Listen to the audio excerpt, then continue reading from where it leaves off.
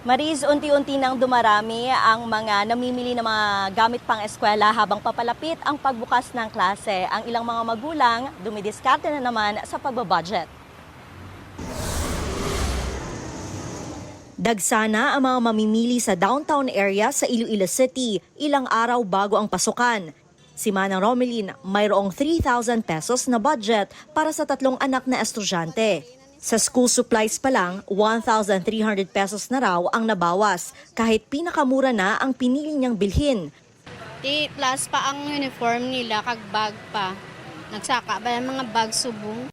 Mabenta na ang school uniform. Ang polo at blouse, mabibili ng 45 hanggang 150 pesos depende sa size.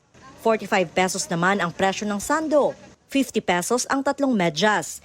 Hanggang piso naman ang itinaas sa presyo ng school supplies. Mabibili ang pad papers sa halagang 19 pesos and 25 centavos.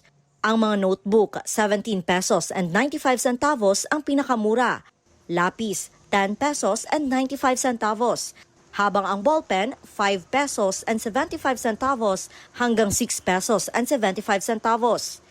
Ang kinahanglanon sa eskulan bakal gini tanan, luab, uniform, cycling, medyas. Amo ginanya kinahanglan sa eskwelahan. Tungod sa sa fuel increase tanan apektado gid amo na sa pati distributor gahawling sila mo.